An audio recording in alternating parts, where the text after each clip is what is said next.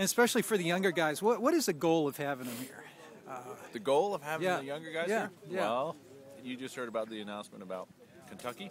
Yes, I did. In 2013. So we hope that the same guys we have here as juniors in U23 will be stepping up for the elites in the U23 by 2013. So that's three years away. Yeah. Yeah. It's a great experience. You know, I think certainly Jeff's Christmas camp is a better opportunity for development. So once they get here to the World Championships, we expect that they're going to be in the mix. So,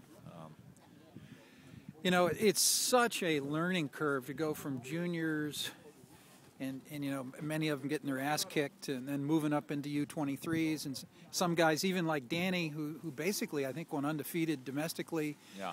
He comes over here and then you know, it's another story. How do they keep their motivation going once they come over here and get their butts kicked a little bit? Well, it can be tough. I think we've heard these guys who come over and spend the whole time from after nationals all the way through till Worlds. It's psychologically it can be tough with the weather and like you say, getting beat up on pretty good in some of the races. But in the long run, it's really what they need to do, and we feel strongly that the European races play an important part of the development role. Certainly they have to race in the States, and those are good races too, but in order to become a rider, elite rider at the level of, say, Jonathan Page here, you got to come over and commit to Europe. And he's the perfect example of someone who's come over and made it work. So, I mean, it is, you know, I know what Jonathan's done. I saw Ryan try to do it a little bit differently. Yeah. This year, of course, you know, we lose Jonathan for most of the American races you know, during the season. That's a little bit of the trade-off. But yeah. You know, if Jonathan and Katie and Ryan and Jeremy and TJ, if they all just came over and lived over here, we wouldn't have much of a series left in the U.S. So. Yeah, well, that's true. I mean, each rider's going to have their unique situation, and yeah, it's true. If all of our riders came to Europe and raced, it would be a blow for all the racing in America. But I don't foresee that happening with every rider. I think it's good that some do, and we're always going to have riders that focus on the U.S. races, and I think it's good that we have riders like Jonathan Page who focus on European races, and riders in the middle who most of our season they're in the States and they come over for the second half of the season. So it can work. Who do you think we've got coming up who could be the next Jonathan Page?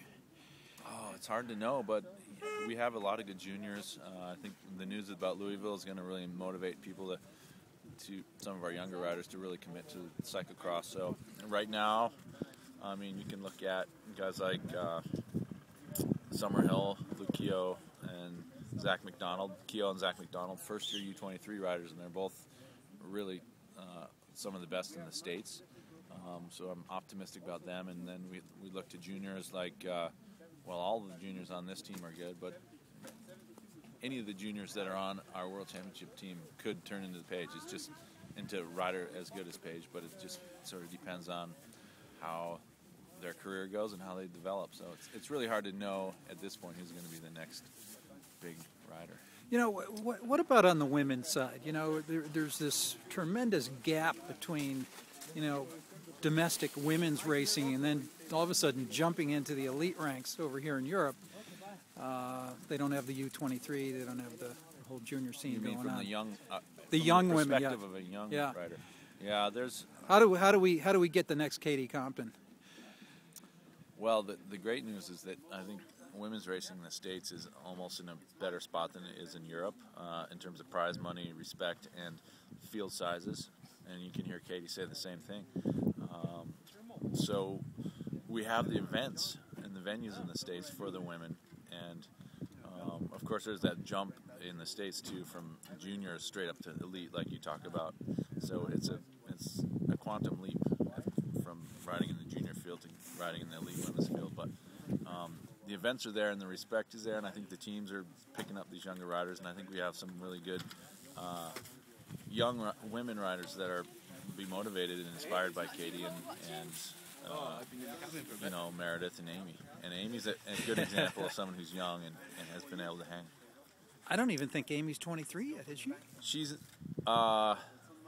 She is last at Mountain Bike Worlds this fall. She was a U23 rider, Right, so now she's 23. Now, And she will be 23 this year. And she could race in the World Championships 10 more times.